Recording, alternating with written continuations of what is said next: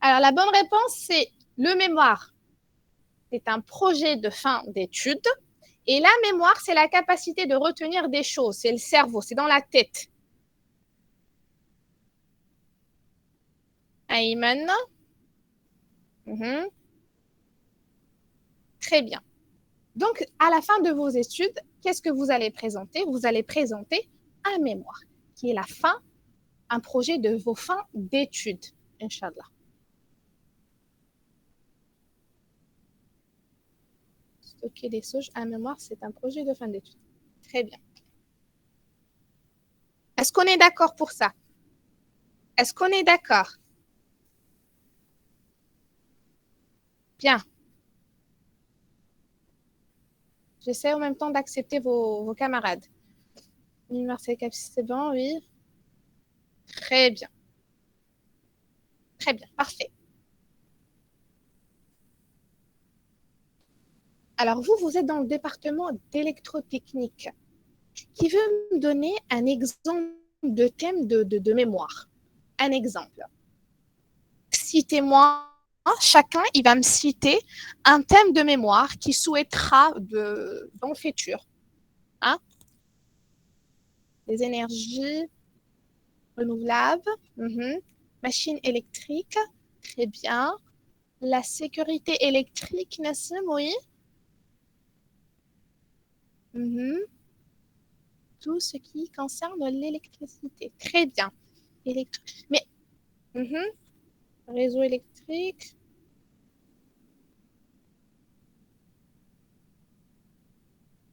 Qu'est-ce qui fait là? Tiens, celui-là, il a un thème parfait. Il a choisi un beau thème. Qu'est-ce qui fait la différence?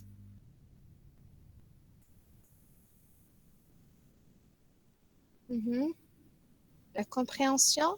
Non. Si on a besoin dans le futur. Mhm. Un petit peu. Mhm. Qu'est-ce qui fait la différence? On a besoin dans le futur. Mhm. Qu'est-ce qui fait la différence entre les thèmes?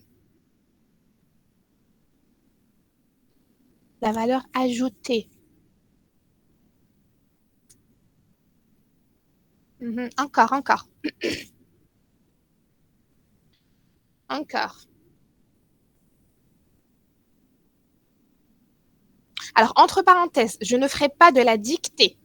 D'accord? C'est à vous de noter. Ça, c'est un. Deux, je mémorise les prénoms. C'est noté. Une idée originale. Très bien, Abselem. Les domaines de travail plus tard. Mhm. Houssem.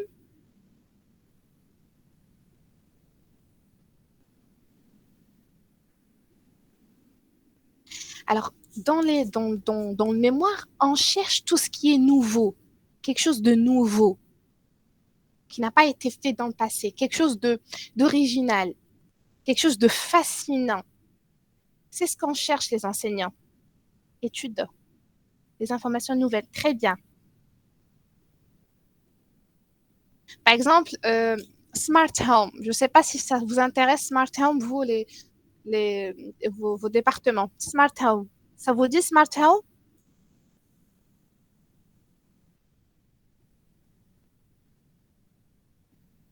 Non?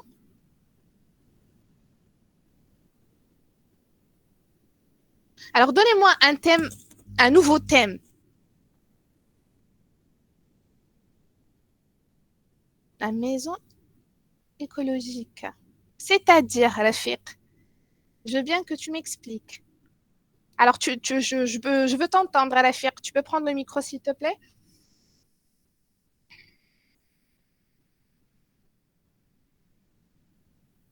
Tu t'expliques. Donc, tout est connecté dans une maison. Mhm.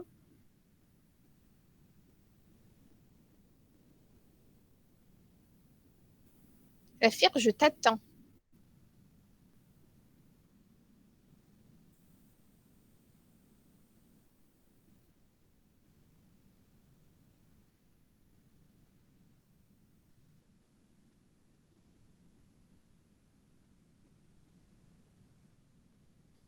Utilise des énergies renouvelables. pour produire l'électricité dans la maison. Intéressant. Oui, smart home, c'est-à-dire la maison intelligente. Oui, c'est ça.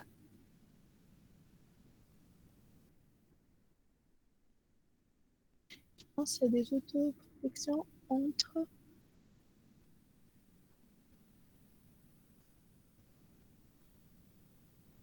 Je vois.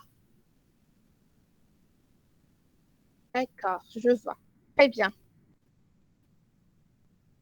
Donc, vous essayerez, vous, plus tard, d'être à la page. Quelque chose de fascinant, quelque chose à la page. Les risques liés. Mhm. Bien. Alors, la deuxième question. Comment on présente le mémoire? Comment? Quelle est la première chose ou méthode? Qu'est-ce qu'on doit faire en premier lieu?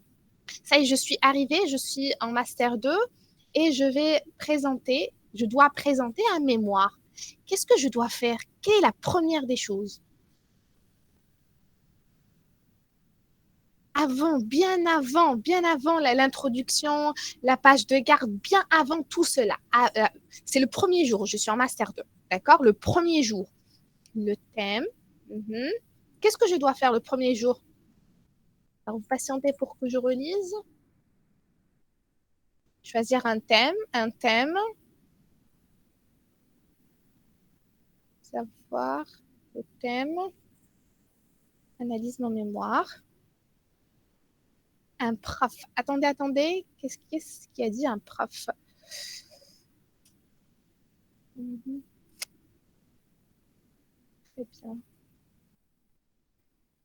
J'ai des idées. Je vais revenir. Hein. Ahmed Eddin, il a dit un prof. Je cherche un prof. Choisir un thème. Ayman, un enseignant. Très bien. Shahrazed.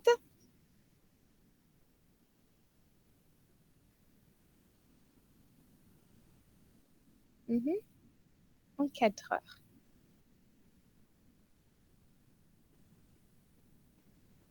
Très bien. Alors, le retardataire. Bien.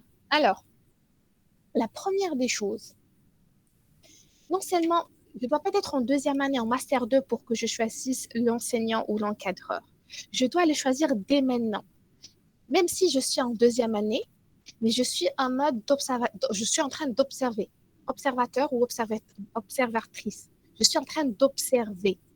J'essaie de viser, d'analyser les enseignants. Qui est-ce qui travaille? Qui est-ce qui pourra être un encadreur? Dès maintenant, j'analyse les enseignants. J'analyse le grade des enseignants. C'était madame, mademoiselle, docteur, professeur. Hein? J'essaye de voir qui est-ce a une valeur entre les enseignants. Qui est-ce qui a un pouvoir entre les enseignants? Et qui est-ce qui pourra m'accepter le jour où je vais lui demander de m'encadrer? Parce que vous saviez que l'enseignant ne pourra pas encadrer plus que 5 étudiants à la fois. Hein, pas plus que 5. Chaque enseignant euh, prendra 5, 6, maximum 6. Hein, 5, 6 étudiants. D'accord? Donc, dès maintenant, en tant qu'un étudiant en deuxième année, qu'est-ce que je fais? J'essaierai de voir l'enseignant. J'essaie de créer un bon climat, une bonne relation avec l'enseignant. Je vois les modules, hein, les modules. Quel est votre module important? Le module qui compte chez vous. Nommez-les. Électrotechnique. Très bien. Donc, essayez de voir dès maintenant l'enseignant qui a des capacités, surtout qui a un grade entre les enseignants. Pourquoi je vous dis ça? Parce que le jour de votre soutenance, si vous allez, euh, si vous allez choisir un encadrant, un simple encadrant, hein, et je ne sais pas, peut-être que vous aurez, le jour de la soutenance, vous allez avoir un empêchement, vous n'allez pas présenter convenablement, hein, et vous allez avoir une mauvaise note. Au lieu, par exemple, de 14, vous allez avoir un 12 ou un 11. Au lieu de 15, vous allez avoir un 12. Et l'enseignant, il vous connaît, il vous a suivi durant toute l'année, hein, parce que l'enseignant, il doit vous suivre durant toute l'année. Alors, vous allez avoir un 12. Donc, l'enseignant, s'il a un pouvoir face à ses enseignants, s'il vous connaît, si vous avez un bon lien, si vous avez travaillé, souligné, hein, si vous allez travailler avec l'enseignant, ben, l'enseignant, le jour-ci, il est là, il est présent. Il va vous épauler. Il va prendre la parole, il dira, non, c'est mon étudiant, on a travaillé ensemble, au lieu d'un 12, je voudrais bien lui donner un 14. Donc, si l'enseignant, à ce moment-là, il a sa parole, donc ce 12 se transforme en un 14. Donc, dès maintenant, j'essaierai de choisir l'enseignant. Et l'enseignant aussi qui travaille, un enseignant qui travaille. Pas forcément. Pas forcément d'être un délégué pour être proche des professeurs. Pas forcément. Non, je suis contre. Je suis contre.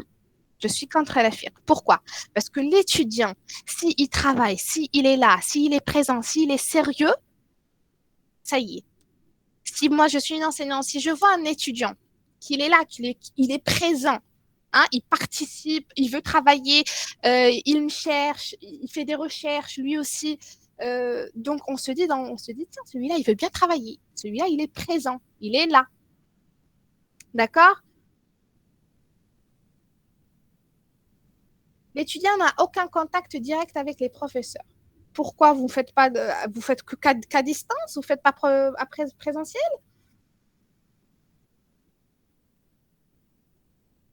Si, vous faites des cours présentiels. Et alors? Et alors? Plus souvent à distance?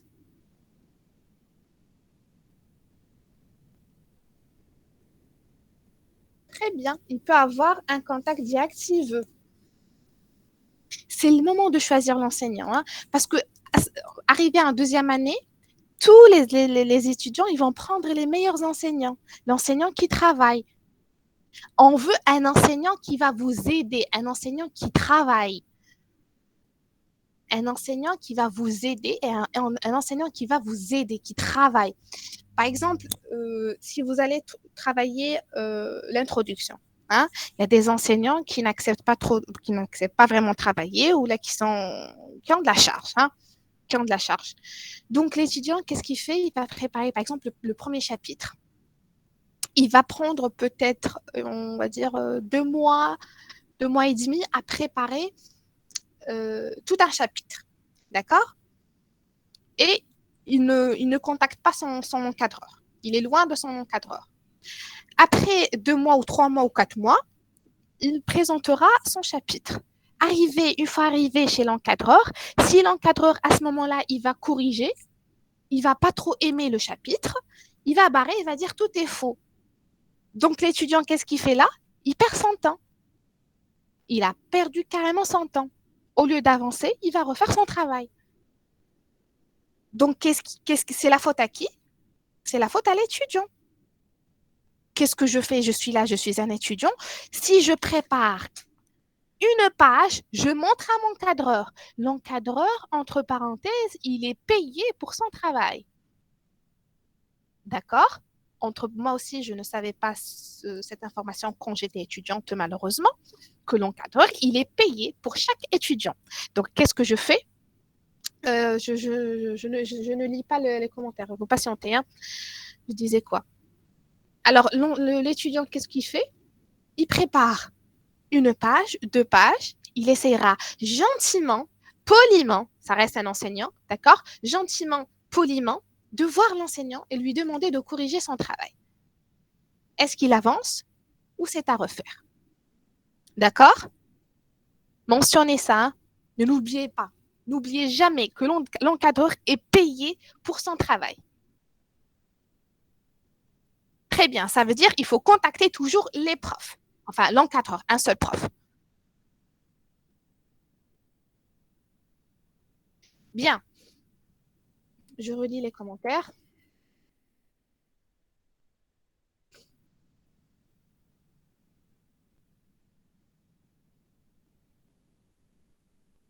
La bonne communication avec le prof, oui, bien sûr.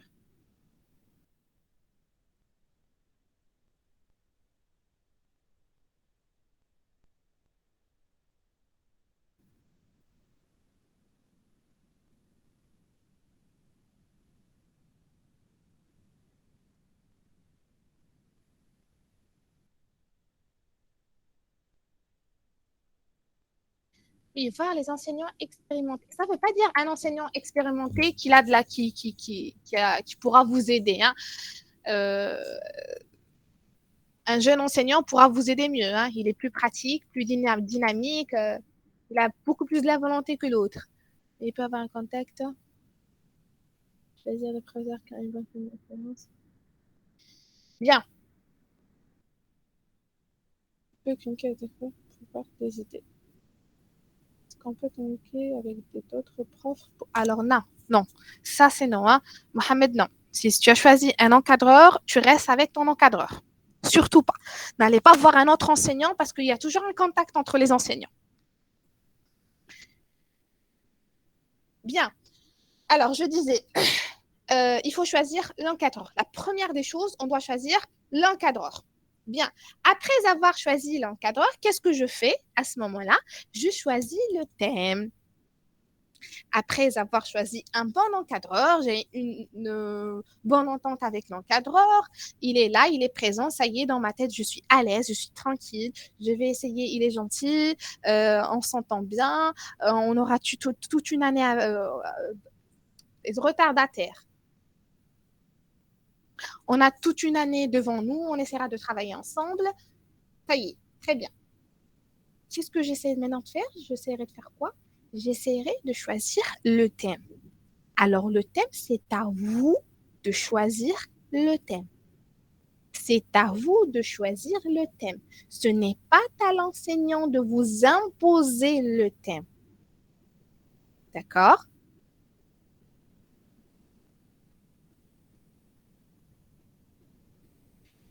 Shahrazad, il y a des professeurs, il n'y a pas de communication, il fait ses cours et il s'en va.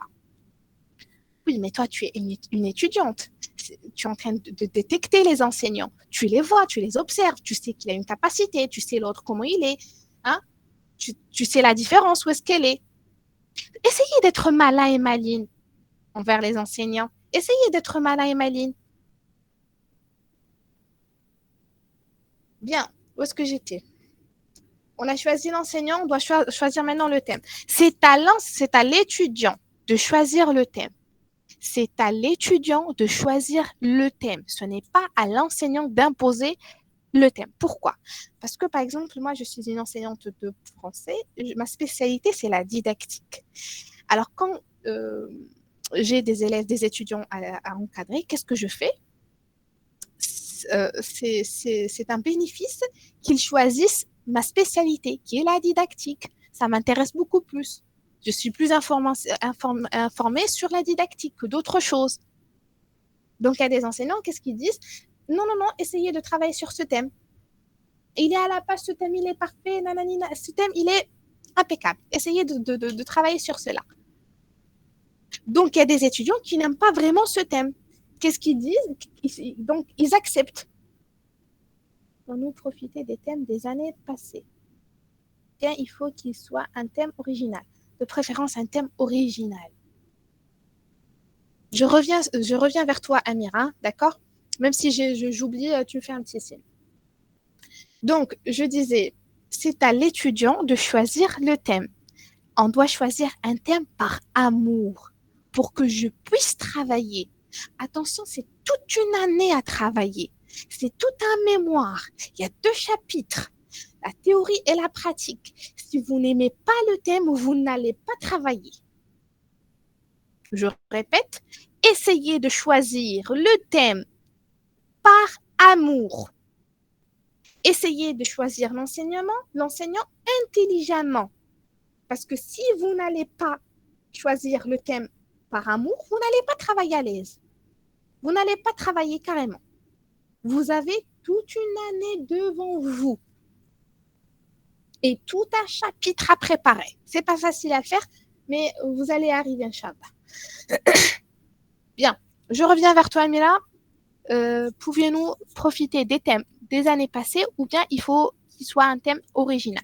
Je disais un thème original de préférence. Pourquoi? Parce que si tu vas choisir un thème original, ça pourra être la suite de ton doctorat.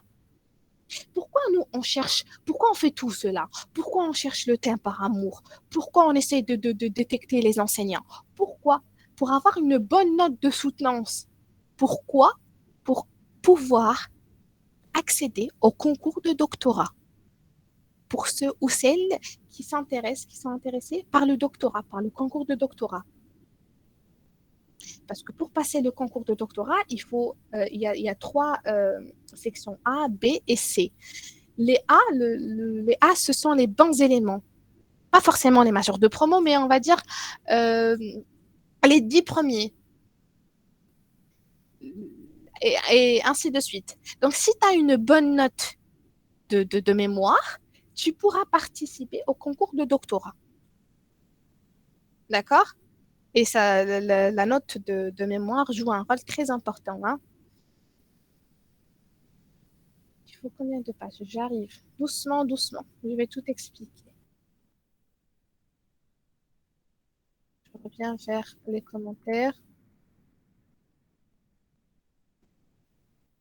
Alors, cela dépend totalement de l'effort de l'étudiant dans la recherche. Mais madame, très bien. Alors, pour la présentation, pour la rédaction, tout est facile. J'essaierai d'expliquer un par un tout ce qu'il faut. Hein, j'essaierai de vous expliquer tout ce qu'il faut. Même la présentation, ça ne sera pas pour aujourd'hui, ça sera pour la séance prochaine. La présentation est très importante. On peut avoir un simple mémoire, mais une très bonne présentation. Une très bonne présentation. Et la note, moi personnellement, je juge la présentation. Comment l'étudiant a présenté son mémoire. On va parler de cela la séance prochaine, Inch'Allah. Bien.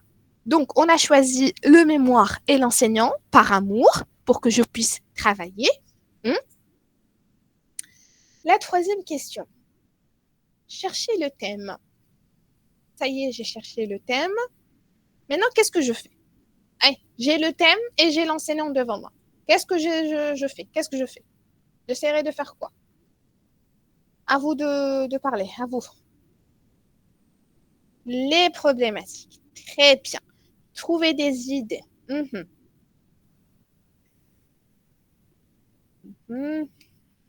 Ensuite,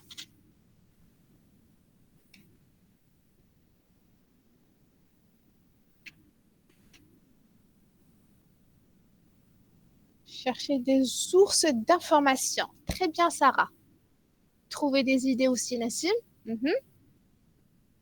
Samy nous a dit les problématiques.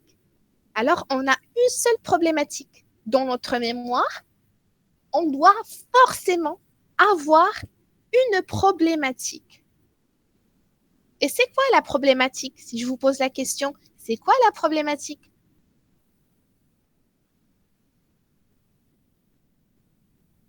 Aïe. C'est quoi la problématique? Le thème?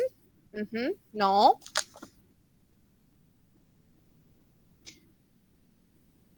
Problématique auquel il faut trouver la solution. Oui, encore?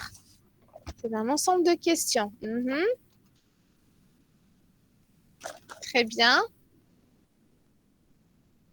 Très bien, Houssem. C'est une question relative avec le thème choisi.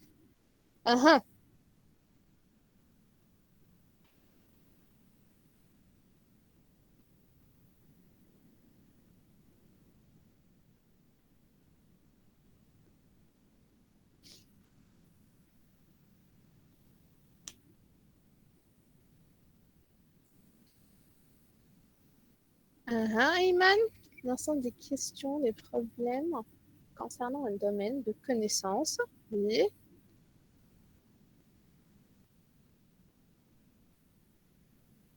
Alors, chère Inès, je vais mentionner ton nom. Très bonne question, très bonne réponse. La question dont on doit trouver la réponse en se basant sur les résultats de nos expériences et les articles.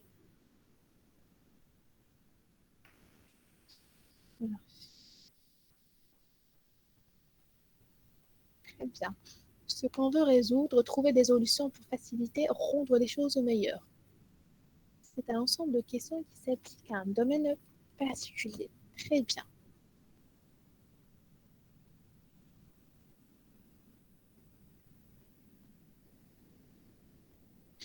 Alors, vous allez noter cela. Alors, je ne ferai pas de la dictée. Je le redis, je ne fais pas de la dictée. C'est à vous de noter. La problématique, c'est quoi? Est une question fondamentale dans laquelle repose tout le travail de recherche. Je reprends. La problématique est une question fondamentale dans laquelle repose tout le travail de recherche.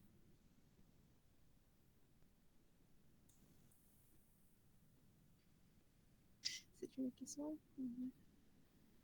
Solution. Très bien. Bonne réponse.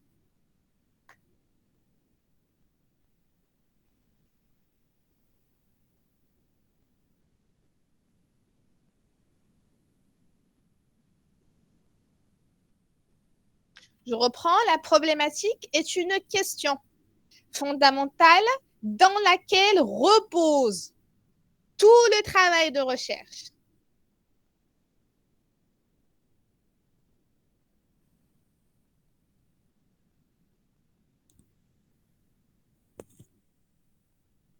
Donc, c'est à travers la problématique qu'on va réaliser, élaborer nos mémoires.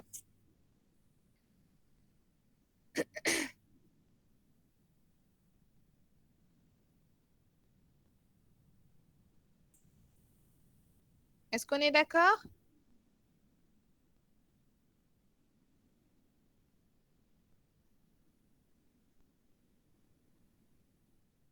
Très bien. Alors, le mémoire, il contient... Alors, les retardataires, normalement, c'est à refuser maintenant. C'est pas à accepter. Hein. On va finir. Alors, je disais...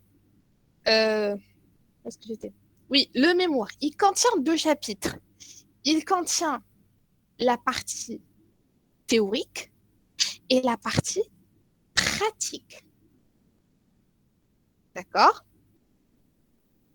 Il contient 2 chapitres. Le premier chapitre, c'est la partie théorique.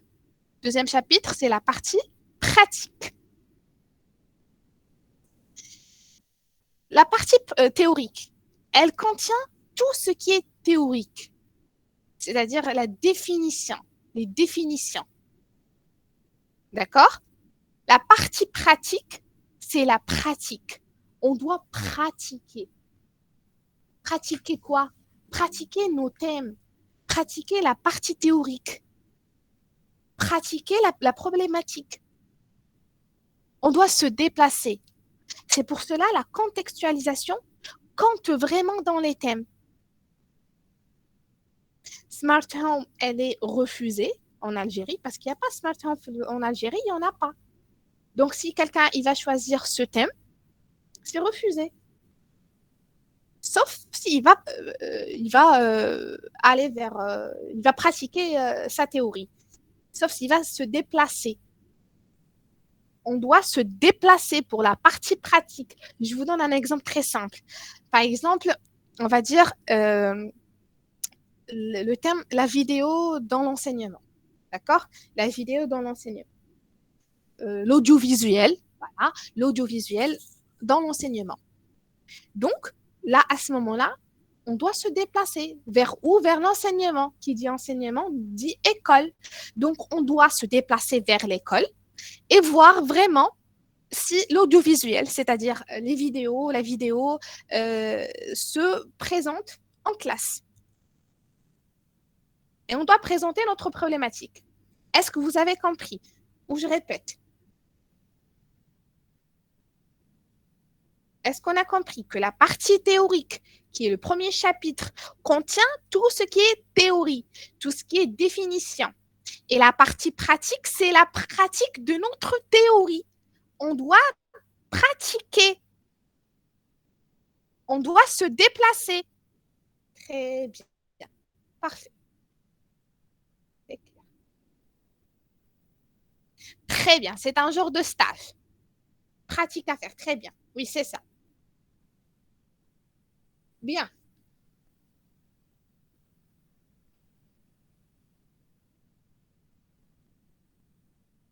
Alors, introduction à la préparation d'un mémoire. Le mémoire lui-même, la première page. On a quoi la première page? Qu'est-ce qu'on a?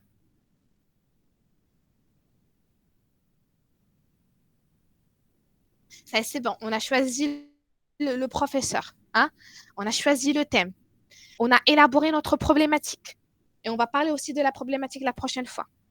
Je vais reparler sur la problématique parce qu'on ne peut pas rédiger vainement la problématique. La problématique, c'est quelque chose qu'on doit réaliser avec conscience. Hein? D'accord? Je vais reparler sur cela la séance prochaine. La page de carte. Très bien. La première page, on a la page de garde. Elle contient quoi, la page de garde? Hey, on a la page de garde. Elle contient quoi?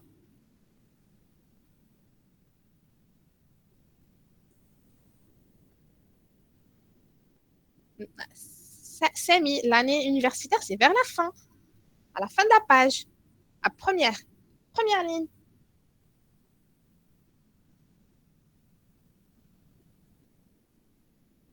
Alors, très bien. Le nom de l'université. Le nom de l'université. Par exemple, l'université de Bebzoua, l'université de Belabès, l'université d'Oran. Le nom de l'université. D'accord? Notez. C'est à noter. La page de garde. Le nom de l'université.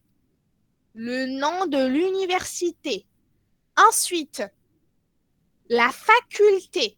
Par exemple, faculté de français, génie électrique, automatique, le nom de la faculté. D'accord?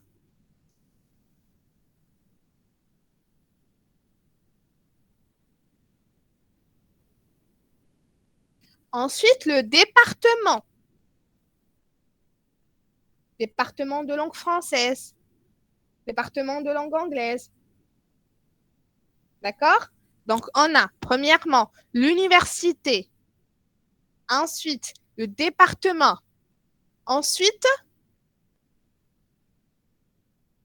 plutôt l'université, faculté, département. Est-ce qu'on est d'accord? Allez, vite, vite. Est-ce qu'on est d'accord? Très bien. Ensuite, on a au milieu, on mentionne le titre. Le titre du mémoire. Le titre du mémoire. Alors, le titre, il ne contient pas un point. Mandouche, un point. Il ne contient pas un point. C'est faux.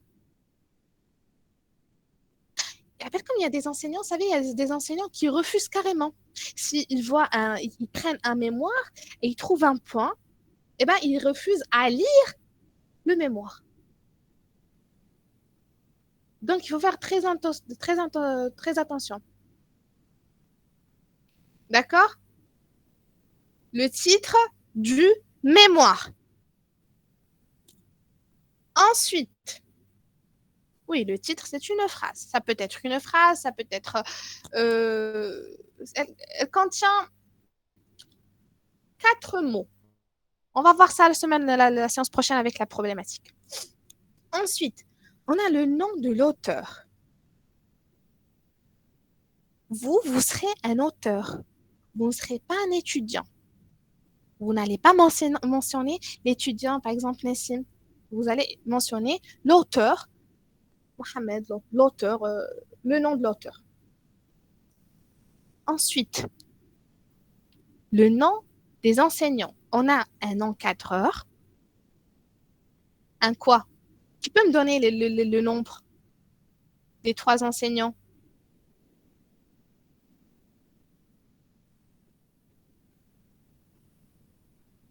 Oui. On a 3 enseignants. Qui peut me les donner? Vite.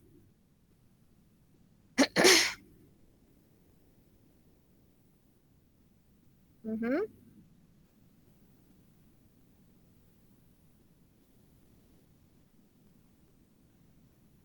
Aïe.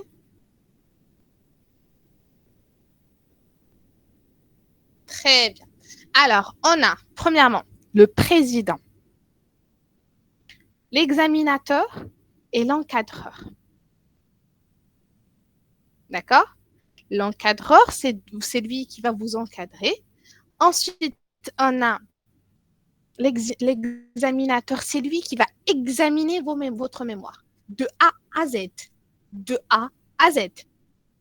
Ensuite, le président, c'est lui qui va juger la note. C'est lui qui va décider la note. Et vers la fin, on a l'année de soutenance. Est-ce qu'on est d'accord?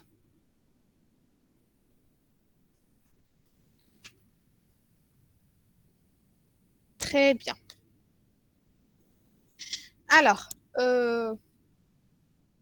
pour la semaine prochaine, on essaiera de voir la problématique, c'est quoi, les hypothèses. J'essaierai aussi de vous dire, on va parler un petit peu sur le sommaire et on va parler beaucoup plus sur la présentation de la mémoire. Comment je vais présenter mon mémoire. Sachez, il y a pas mal d'étudiants, des bons éléments, mais qui n'arrivent pas vraiment à présenter leur mémoire par stress, timidité. Plusieurs facteurs jouent le rôle où il ne pourra pas présenter son mémoire. Mais c'est quelque chose de très, très, très, très simple. Quelque chose de très, très, très, très simple. Hein? Le point faible. Mais ça sera quelque chose de simple, Inch'Allah. On va voir ça la semaine prochaine. D'accord? On va essayer d'analyser, de voir comment on pourra présenter un mémoire à l'aise, tranquille, et avoir une bonne note par la suite. D'accord? L'oral, ça sera la semaine prochaine. La semaine prochaine, on va revoir un petit peu ce qu'on a vu aujourd'hui. On va finir les points d'un mémoire. Hein, et on va voir l'oral, la présentation orale d'un mémoire. Par contre, l'heure de la semaine prochaine, la séance prochaine, qui est la semaine prochaine, oui, ce sera... Attendez, normalement, on a une réunion, donc ça ne sera pas à 11h20. Peut-être je vais vous inviter vers le tard ou le dimanche. Je vais revoir vos emplois du temps et je vais voir. Parce que... Dimanche, نقراو في l'AFAC, madame. D'accord. Quand est-ce que vous avez un vide? Dites-moi. Samedi soir. Samedi soir. Très bien. Donc, j'essaierai de vous inviter vers le tard, vers... On va voir. عندنا من 2:30 حتى العشية مدام فرح. Très bien. Inch'Allah. Allez, je vous dis bon appétit. Prenez soin de vous. On se verra la semaine prochaine. Merci, madame. Merci à vous. Merci, madame. صحة فطورك. Allah يسلمك. Au revoir tout le monde. Merci, madame.